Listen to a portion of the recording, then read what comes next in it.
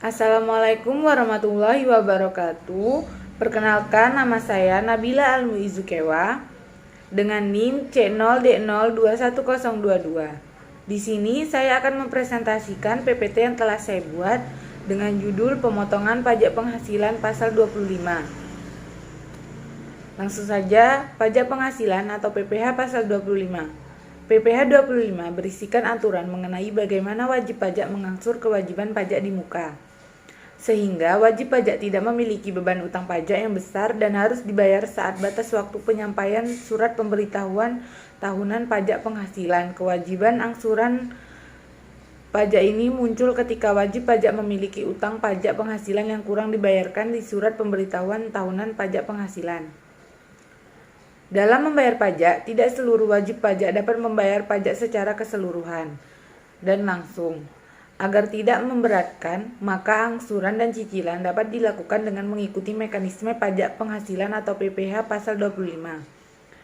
Adapun perbedaan PPh Pasal 25 dengan jenis pajak penghasilan lainnya. PPh Pasal 25 memiliki kategori dan cara penghitungannya sendiri. PPh dapat diangsur setiap bulannya dalam waktu 1 tahun dengan tujuan meringankan beban wajib pajak mengingat pajak terutang harus dilunasi.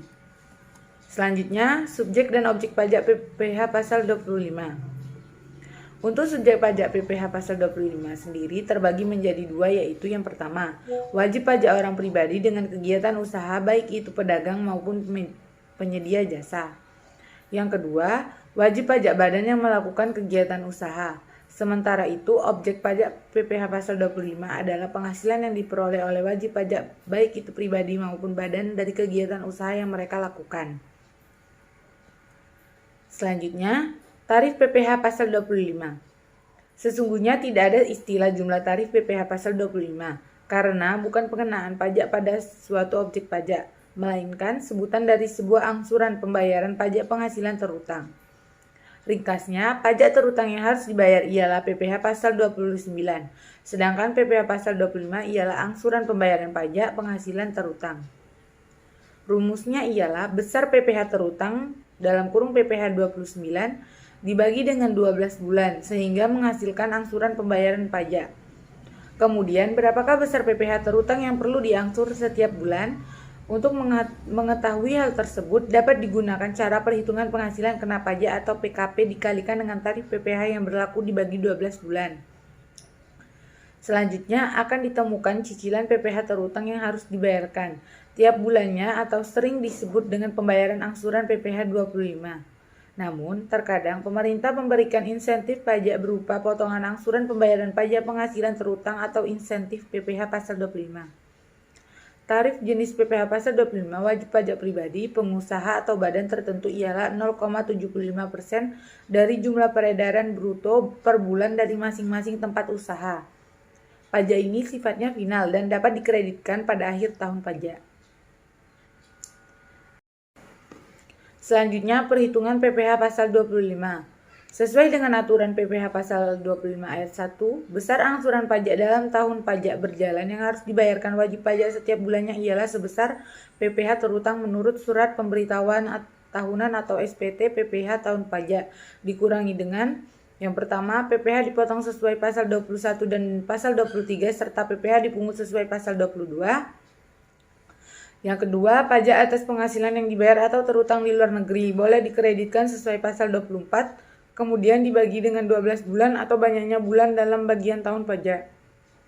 Berikut penjelasan perhitungan angsuran PPh Pasal 25. Yang pertama, perhitungan PPh Pasal 25 ayat 1. PPh yang terutang berdasarkan SPT tahunan dikurangi dengan PPh yang dipotong pemberi kerja atau Pasal 21, PPh yang dipungut oleh pihak lain Pasal 22, PPh yang dipotong oleh pihak lain Pasal 23 dan kredit PPh luar negeri Pasal 24. Kemudian besaran angsuran pajak dibagi 12 bulan. Apabila penghasilan yang diterima atau diperoleh meliputi masa 6 bulan, maka besarnya angsuran bulanan dibagi 6 bulan. Yang kedua, perhitungan PPh Pasal 25 ayat 2. Besar angsuran pajak pada bulan-bulan sebelum SPT tahunan PPh disampaikan sebelum batas waktu penyampaian SPT tahunan adalah sama dengan angsuran pajak bulan terakhir dari tahun pajak yang lalu. 3. Perhitungan PPh Pasal 25 ayat 4. Jika dalam tahun pajak berjalan diterbitkan surat ketetapan pajak untuk tahun pajak yang lalu, besar angsuran pajak dihitung kembali berdasarkan surat tersebut dan berlaku mulai bulan berikutnya setelah bulan penerbitan SKP atau surat ketetapan pajak.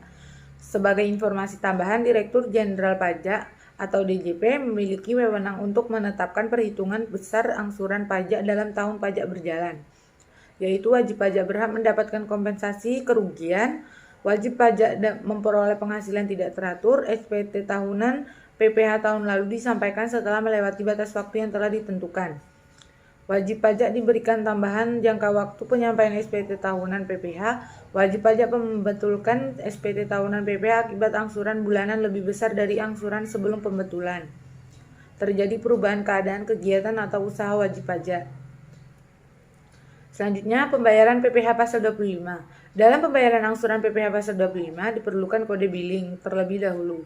Kode billing adalah kode identifikasi yang diterbitkan melalui sistem billing Ditjen Pajak atau DJP untuk suatu jenis pembayaran atau penyetoran pajak. Kode billing dapat diperoleh dengan aplikasi billing DJP di DJP Online atau kode billing yang diterbitkan oleh perusahaan application service provider atau ASP dan perusahaan telekomunikasi. Wajib pajak dapat membayar pajak menggunakan kode billing melalui ATM, bank internet banking atau kantor pos. Perlu diingat kembali pembayaran angsuran PPh pasal 25 paling lambat ialah tanggal 15 di bulan berikutnya. Selanjutnya, batas waktu pembayaran PPh pasal 25 dan sanksinya. Sesuai pasal 3 Peraturan Menteri Keuangan nomor 184/PMK nomor 03/2007 yang kemudian berubah menjadi Peraturan Menteri Keuangan nomor 242 PMK 03/2011 tentang cara pembayaran dan penyetoran pajak, dijelaskan jatuh tempo pembayaran paling lambat tanggal 15 bulan berikutnya setelah masa pajak berakhir. Apabila batas waktu penyetoran jatuh pada hari libur, Sabtu Minggu, hari libur nasional dan pemilihan umum, maka pembayaran dapat dilakukan pada hari berikutnya. Sebagai contoh, untuk bulan Februari 2014, angsuran PPh 25 wajib dibayar paling lambat 15 Maret 2014. Sesuai Peraturan Direktorat Jenderal Pajak Nomor per 22 PJ 2008 pada 21 Mei 2008, pembayaran wajib dilakukan dengan membawa surat setoran pajak atau SSP atau dokumen sejenisnya. Dalam melakukan setoran pajak, Anda diharuskan untuk terlebih dahulu membuat ID billing. Adapun sanksi yang dikenakan apabila wajib pajak terlambat melakukan pembayaran, maka wajib pajak akan terkena bunga sebesar 2% per bulan, dihitung dari tanggal jatuh temponya hingga tanggal pembayaran. Selanjutnya, pelaporan PPh pasal 25. Untuk menghindari sanksi administrasi bunga dan denda, wajib pajak harus melaporkan dan melunasi SPT masa PPh pasal 25 tepat waktu. Jatuh tempo pelaporan ialah paling lambat tanggal 15 bulan berikutnya setelah masa pajak berakhir. Sementara untuk persyaratan wajib pembayaran angsuran PPh pasal 25 ialah menyertakan surat setoran pajak atau SSP atau dokumen sejenisnya. Setelah melakukan pembayaran, wajib pajak harus melaporkan kepada kantor pelayanan pajak atau KPP. Pelaporan dilakukan dengan batas akhir tanggal 20 di bulan berikutnya. Selanjutnya, contoh perhitungan PPh pasal 25. Contoh, PPh yang terutang berdasarkan SPT tahunan PPh tahun 2022 adalah 50 juta. Maka tahun 2022 50 juta dikurangi PPh yang dipotong pemberi kerja pasal 21 15 juta, PPh yang dipungut oleh pihak lain pasal 22 10 juta, PPh yang dipotong oleh pihak lain pasal 23 2.500.000, kredit PPh luar negeri pasal 24 7.500.000. Jumlah kredit pajak 35 juta. Jadi 50 juta tadi dikurang dengan 35 juta, selisihnya 15 juta. Dengan demikian, besarnya angsuran pajak yang harus dibayar sendiri setiap bulan untuk tahun 2022 adalah 15 juta dibagi 12 bulan, sebesar 1.250.000. Sekian, terima kasih. Wassalamualaikum warahmatullahi wabarakatuh.